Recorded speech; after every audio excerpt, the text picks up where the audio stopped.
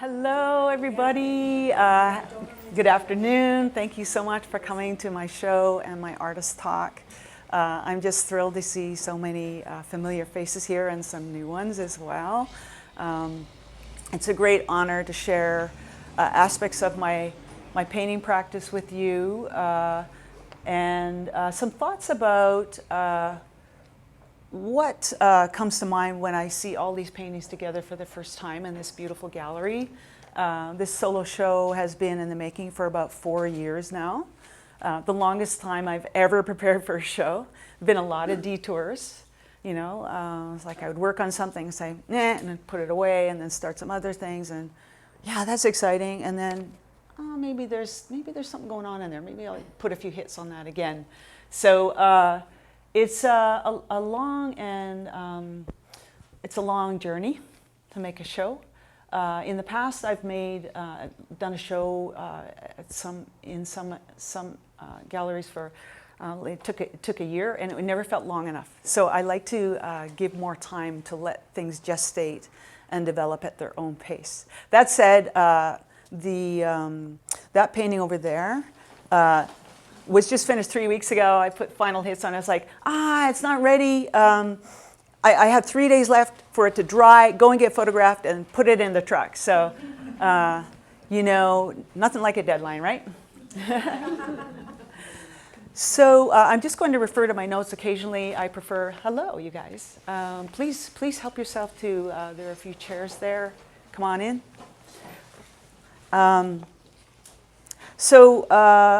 Some of the things I think about while I'm making my work, the work sometimes takes, you know, a month. Some of the paintings, such as this one, I spent a couple of years on. The Paris landscape back there, I spent off and on 3 years. You know, I kept thinking it was done, and then I would have a studio showing, like at the East Side Culture Crawl, which is a great way to test your work. When you think it's done, and then you realize after staring at it for four days, for several hours a day, that there's something not quite there yet, and that's okay. They're like your babies, right? It's like, no, I could do a bit more with that. You've got room for improvement. Let's spend a little more time together, right? And then when it settles, there's a feeling of relaxation and like, yeah, I don't know what else I would do to add to that. It's like it's kind of hit where I want it to land, you know. It's a lot of starting, stopping, and hello. There's some chairs there if you want to grab whatever. So that's how long a show can take. But it's been 8 years since I've had a solo show. I stepped away from doing showing for a while because I needed to go inside, and I was doing portraits and figures and all kinds of things, and then came back to this, what I'm probably best known for, which is the historic interiors, based on my travels. So let's give this a little bit of context. So the show title is Phantom DNA. What does that mean? You're probably wondering, what does that mean? Well, sort of poetic. I like to use words or phrases that kind of invite people to question or think about what they might consider would be the meaning. But what spurred me to use that term was actually there was a science experiment that really captured my imagination. And what they did was they had a closed environment, a very controlled environment, like a vacuum. And they took a piece of DNA, human DNA, and put in the environment, and then they introduced light particles. And what happened was the light particles came in, and they glommed onto the DNA, and it's like they twinned with the double helix shape, which is kind of fascinating. It's like human DNA is a magnet for light. Very interesting. I didn't know that. And then they removed the DNA, and something very mysterious happened. The light particles remained like a ghost of the helix, double helix. And over, I think, as long as 30 days, the light particles remained suspended, and then they dissipated. And it's like, holy cow, what does that mean? It's like, what does it mean for, like, if I have more than one piece of DNA in my body, and all of us do, so how much light do we hold? And then when we're walking around and we're traveling and we're going into spaces, what do we leave behind? What do we leave behind? And then what happens, like the light, does it have a life of its own? Does it change anything, right? So it's just sort of creates possible narratives, and I was quite excited by that. So some of these paintings are, like, this is Phantom DNA 1, Phantom DNA 2, and Phantom DNA 3. And so I, as a painter, often use photography, which captures light. You capture the light of a space, and an image is, you can take that image with you. And for me as a painter, I take the image and then I do something else to it. So it's kind of a way of, it's kind of a power, I'm power tripping, no. It's fun to, it's like you take the image and then it's the structure on which you can hang a painting. As you can see, all my work is based on some kind of realism. Some of these pieces are more abstract than others. They all have their own life that they're telling me they want to take on. So I have to listen to the paintings and wait, and we have this conversation. So the photograph is the structure on which I hang the image. So these are all images, they're illusions, right? These aren't rooms, they're just illusions of rooms. It's just like particles of pigment which came from the ground, suspended in oil or some kind of resin. Some of it's man-made, some of it's like the linseed oil is from plants, the linseed plant. And somehow this happens, which I find quite fascinating. It comes from the world of drawing, but then the world of color adds a whole other dimension to it, which I love. How you can mess around with color and juxtapose colors to make something that appears to be here for instance is a space, right? So let's talk about this one. Probably, it's kind of hard to pick favorites, but this was the easiest. The biggest was the easiest. The smallest ones are more tricky. I may be able to explain that a little later, but this was so much fun because it was familiar to me. I've painted this space probably 4 or 5 other times. It's the painted hall in Chatsworth, which is a stately home about an hour and a bit north of London, England, that I visited. I spent the whole day there and walked around, and mostly I went there to see this because I'd seen it in books. And I'd actually made one painting of that early on. I thought, no, I want to go and experience it myself because there's something different when you experience a space personally, and then make a comment on it or use that experience to make something artistic. It's more personal. And for me, space is very important. The ability to walk around the space and feel, just feel it. The reason space is so important to me probably is because of my past experience as a dancer. I was a ballet dancer from age 6 to 24. And so I danced professionally for 5 years at the end of that. So it was a long journey. It's like my whole kind of experience of the world was very much anchored in the sensation of feeling space with my body. So when you're a dancer, you're moving through space. There's a term for that, it's called embodiment. It's like the sense of your body in space. And the term is sometimes used in artwork too, like the embodiment in painting. It's been written about. And I talked about that in a previous art talk about 8 years ago, my last solo show. But I can touch on it again here because that hasn't gone away.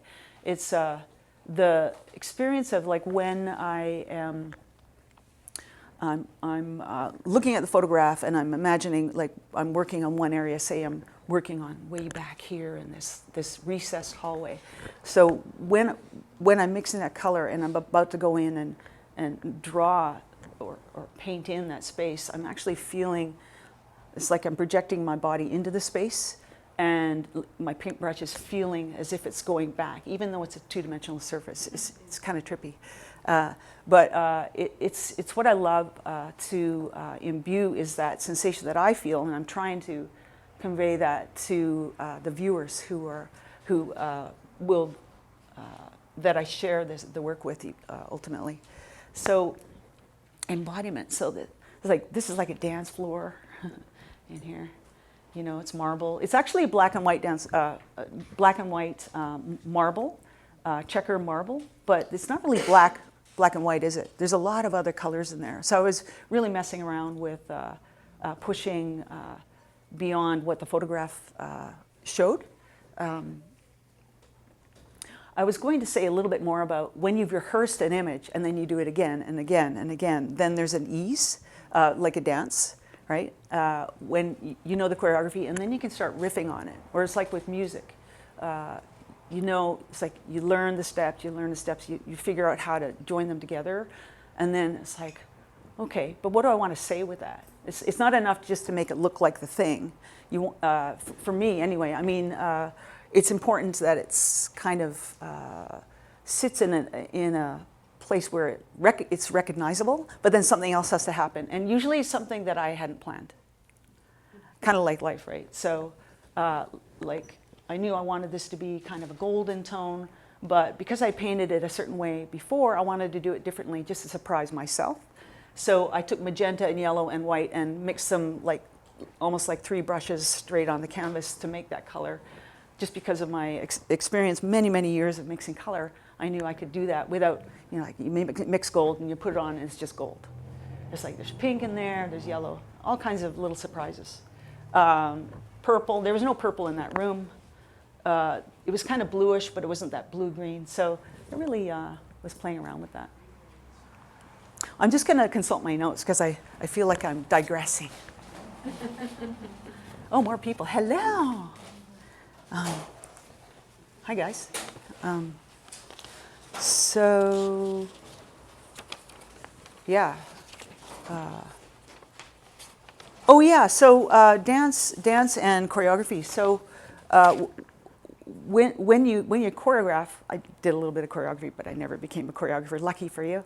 But I learned a few things that it's about. You want to push differences. So high, low, fast, slow, and then in terms of paint, you can make big marks, small marks. You can have speedy marks. You can have slower ones.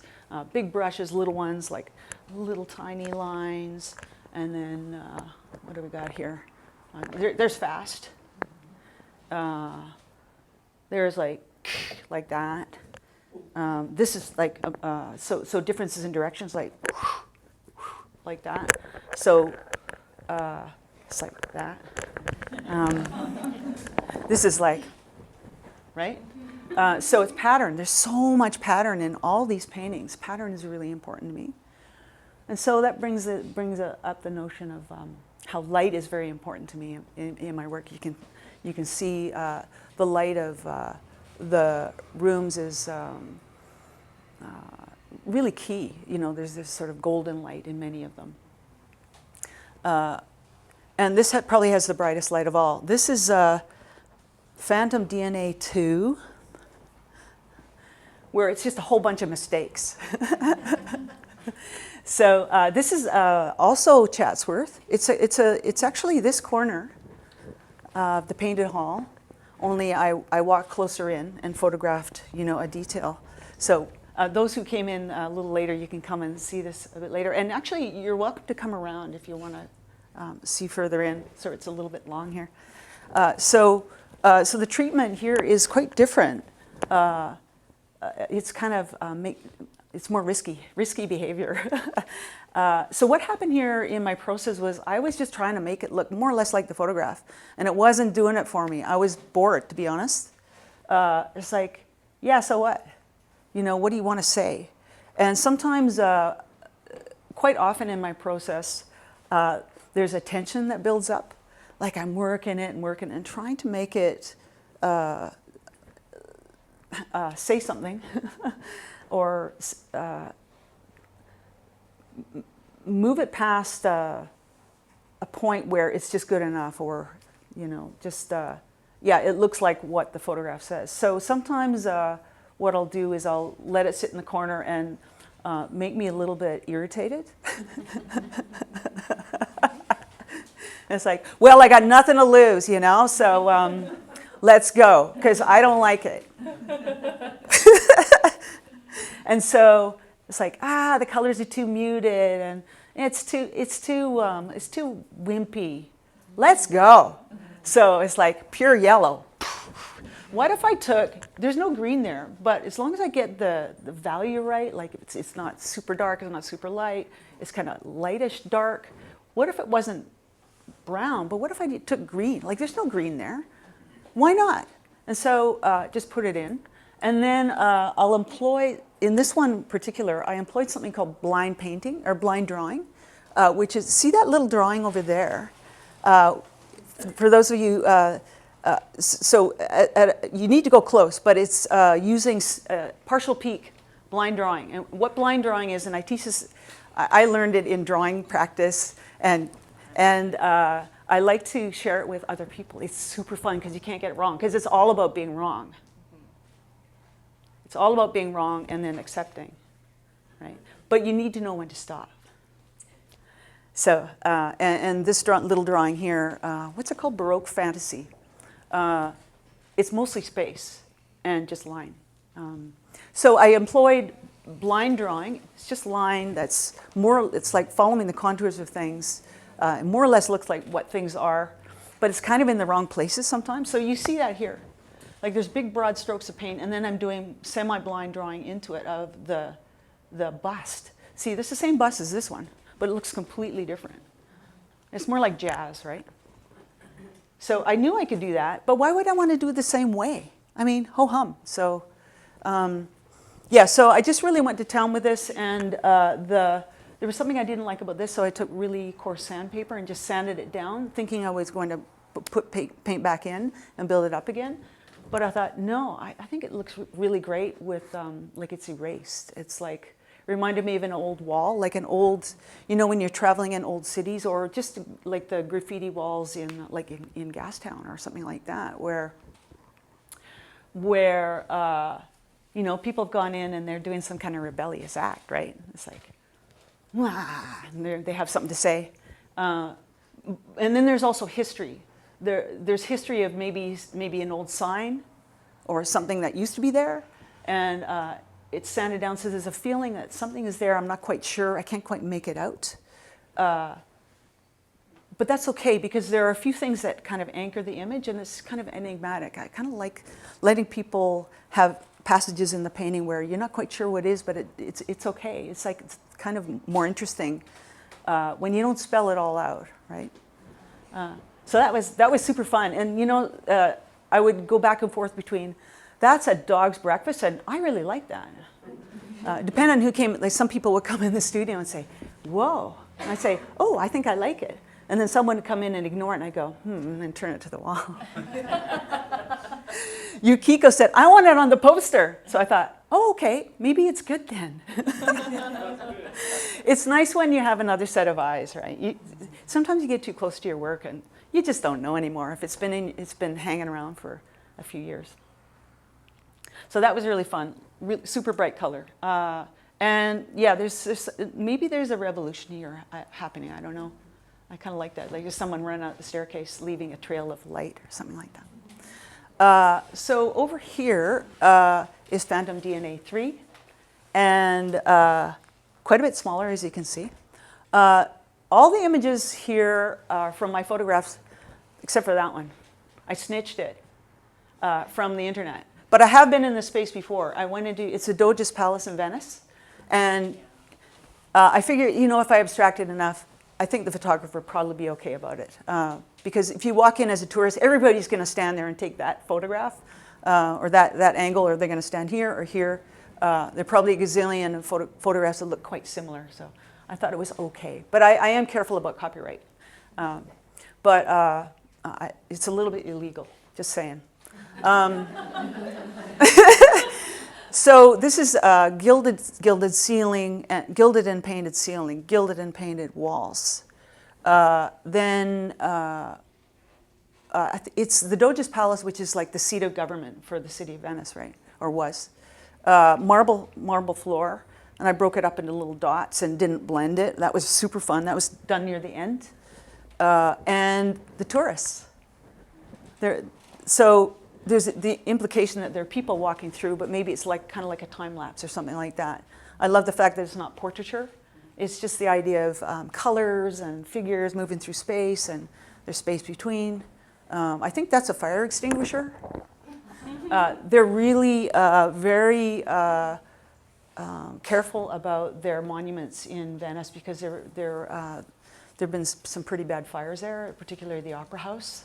So in these buildings, there's like fire extinguishers everywhere because they're concerned about bad things happening. And then we've got the stanchions.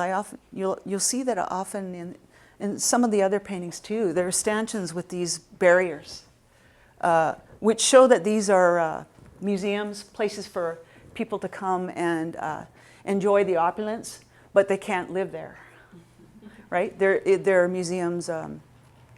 You pay to come and look, and then you have to go away, right? So I kind of like the aesthetic of that. It kind of leads you in terms of the composition of the image. This very strong line. It goes into the space, gives you some perspective to consider. And I just like drawing lines, actually. So that's that one. I'm going to go over here to this one here. I'm hoping our videographer can get there. We'll just take our time. By the way, after I chat, there'll be room for comments and questions. I just thought I would just kind of riff, and then we can open things up. It's okay? Okay. So this piece here is called The Gold Frequency. And it's a space in the Louvre, the Decorative Arts Department in the Louvre. And it was the first place I visited on my first trip to Paris many, many years ago, which was like, when was that? 1997, maybe? Yeah, and I'd heard about these amazing collections of old furniture that used to belong to kings and queens and such. Yeah, it's like a showroom in there, and I just love all the patterns and the opulence of all the silks and the amazing artistry, the craftsmanship of the tapestries, the upholstery, the gilding on the furniture, the woodworking where it's all, I forget, maybe someone here knows the marquetry, right? Yeah, so there's patterns inset really skillfully, so it's just really smooth, and there's beautiful patterns in such as this table here, marquetry. Yeah. And then I love, so this is Rococo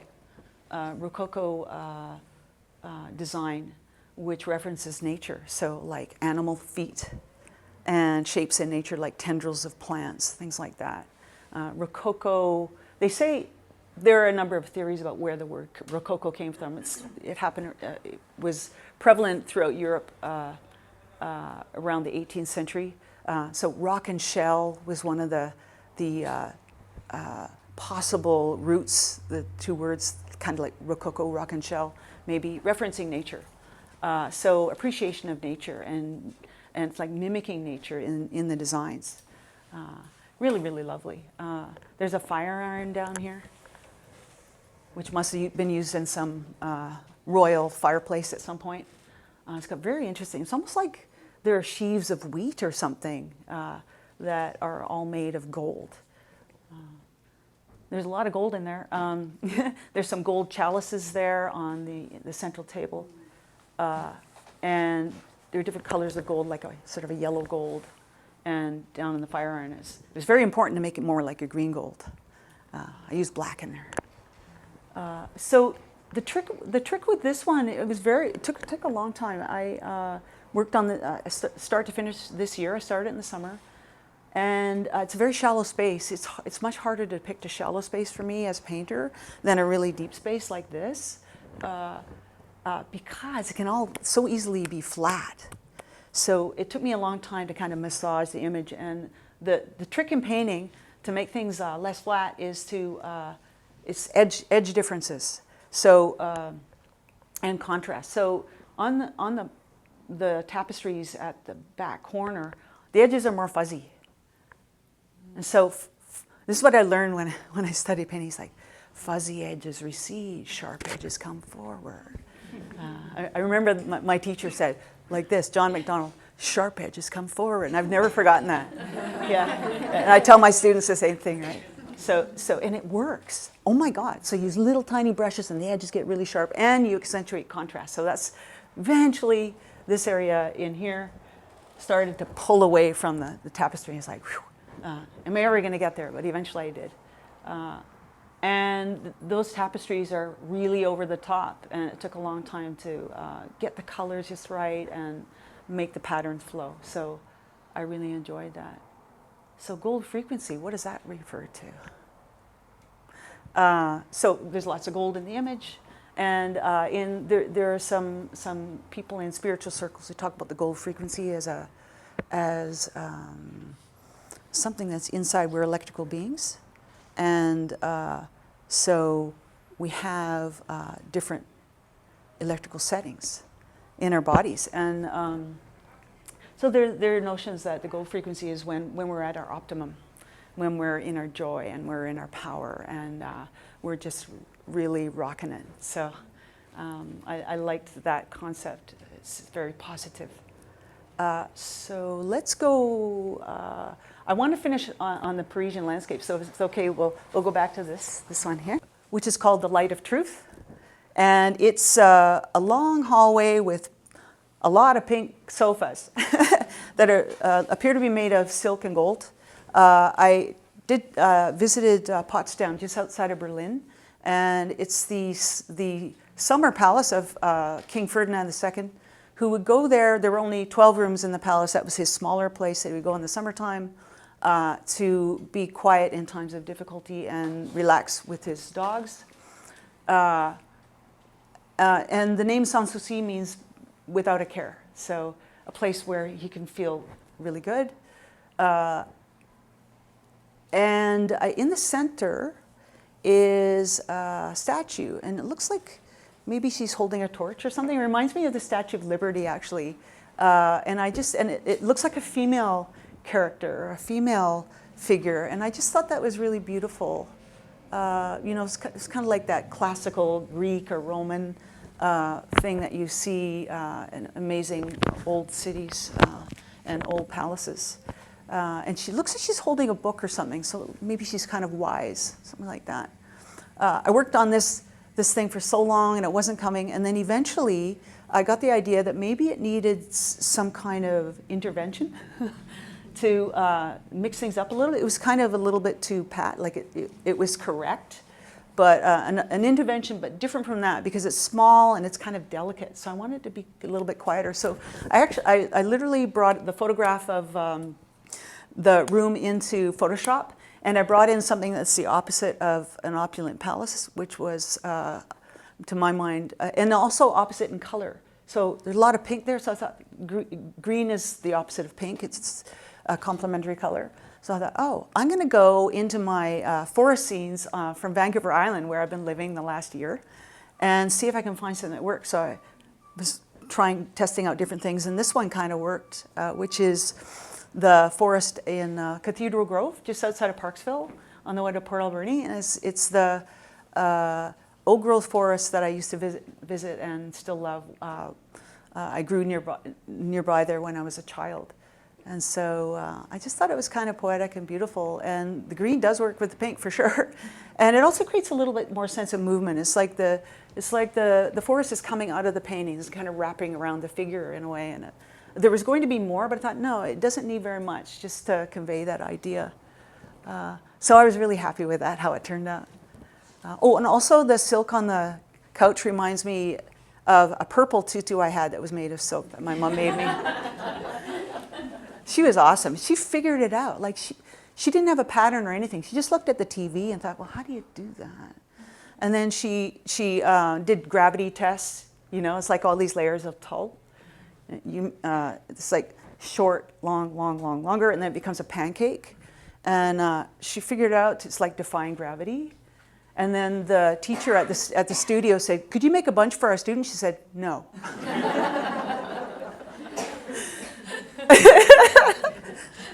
She was an amazing seamstress. Oh, and there were pearls on it too. This is called the Duchess. So also another view of Chatsworth from the left-hand corner. And the Duchess. So, you know, there's the Duchess of Cavendish. She was a gambler, back in history. Georgiana. She must have had a pretty cloistered life, or maybe a claustrophobic life, so she liked to play cards, apparently. But I digress. Oh, she liked fashion too. She wasn't allowed to do anything else. Apparently she was very, very intelligent. So she had to put her, maybe she was mathematical and could put it into her card practice. But, so there are some little, if you come close to this painting after my talk, you can come and see there's some little things that shouldn't be there. That was totally fun. It's just when I'm painting, I have this little impulse to, it's like, do something that's unexpected. And so there's a whole bunch of those, a bunch of mistakes in here that I kind of cleaned up part way, and then they kind of settled the way it felt some sort of interesting. And if you stand back here, it looks more or less like the photograph, and then you go in and you go, what the, you know? So same with the staircase. Like these were totally in the wrong place, and they're kind of showing up as a ghost. The stanchions and the what do you call that? It's like the velvet rope. It used to be up here in the wrong place. I get to move stuff around anywhere I like, right? I get to choose. So, yeah, and then the darks are green. There's no green in the photograph. That was just really fun. And I just love these little dots of green that don't belong there at all. But to stand back here, it's fine. You know, just accept things. So, and I just love making paintings of paintings. It's just really, really fun. You know, all these beautiful figures floating around in the clouds. And it's just really fun. I talked about the drawing, and there are more, by the way, there are more drawings back here in this little gallery if you want to check those out. One of them in particular, so, before I move to talk about the ones back there, I just want to talk about the frame in this one. Sorry if you don't mind turning around. The frame was in my mother's closet and it was broken. And the glass was broken. And it was kind of gathering spider webs, so I thought she probably won't mind if I take it. So I took it home and I glued it back together, and I made a drawing specifically for this frame, and I had glass cut for it at the Glass Guy down on Hastings. And I really like it, you know, it's the only thing I've made specifically for a frame like that. So it's really, it's had a history. It's probably made in the 50s. Maybe in North America, I'm not sure, maybe in Quebec or something. But you can see all the seams where it was kind of broken. It's a little bit fragile, but it's really kind of more beautiful because of that, I think. Yeah, and you know, it might be gilding. I think it's actual real gilding, but it's really kind of worn off. You know, it was really loved. I think it was actually the photograph in it was a black and white, hand-painted of my little sister, because she took dance for a little while, and she's in a little tutu with white sequins, and she's doing this. She's so cute. She decided not to do dancing. She decided to look after dogs and work for the BC Ferry. But that was darling. This is a room. It's the king's bedchamber, where it's a display, you know, it's called the reveille or something like that. I may not have the right term, but it's like, there's a ceremony. Everybody's going to come watch the king get out of bed, and and he's going to be dressed now. Okay. breakfast. Things like that. Because he's the Sun King, right? Louis XIV, he's the Sun King. He's rising. And he is a god. He said so. Right? Oh, yeah. But we can thank him for ballet, maybe. He was totally wrong, but he had good taste. So this is the Mercury room, the Mercury Salon. And I was painting this over and over and over again in the summer. And it's another one of those shallow spaces. It's really hard to paint. You know, if it went way back in space, it'd be super easy.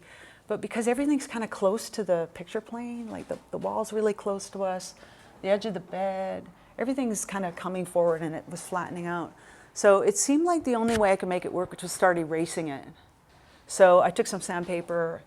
If you come close, you can see all the scratches. Like I did I described there, I took some sandpaper and started just making it disappear.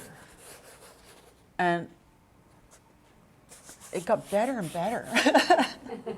And I thought, yep. So the layers that were there, there's a vestige of some of the layers that, this is a clock. It used to be here, it used to be here, it used to be there, it used to be there, and all of it's there. It's like a time lapse in a way, right? Just in a painting. And, you know, I couldn't have planned that. It's like, this is terrible, what do I do? Sometimes erasing is an option. Is it okay for me to go here? Okay. So finally, I'll just end with this piece, which is another one of my faves, which is Paris in springtime. What's not to love Paris in springtime, right? And it's a view from Notre Dame Cathedral. There's a griffin over here, but I didn't want him. It's like, no, I just cut him out. They creep me out, those griffins. What I wanted you to look at was these beautiful trees in the sunlight and all the beautiful different kinds of grays, warm grays, cool grays, green grays, purple grays, and then more light right here. Because when you're in Paris, it rains and then the sun comes out and it just has this beautiful way of blasting through the clouds and then illuminating, like spotlighting different streets, different buildings. And some areas are less illuminated. It's really a fantastic display of light. It's a light display. So they call it Paris, the city of grays, but there are actually a lot of other colors in there, right? And I messed around and put colors that weren't there, of course, for fun. The whole thing, though, was mostly, like I built this whole thing up. I worked on this for about 3 years, off and on. And so it was about doing this. It was just really fun, like the movement of the traffic. You get an idea of vehicles, cars, buses, traffic going across a bridge. And then just like spots of color. And you as a viewer, just, you know, you see it's a road and you assume it's traffic. There actually aren't really any, I don't think, really concrete car-shaped things in there. But we put it all together in imagination. And we just say, oh, that's traffic. But there aren't any cars there at all, right? Yeah. So I love that. It's just very playful and fun. So in closing, I guess you could say that what I'm about is expressing my love for form in our world, because the world is very, very beautiful. And yet, and using the photograph to give me a structure to create the form, yet not be a slave to the image, right? Play and make it up as I go along. Sense of freedom, I guess. Yeah.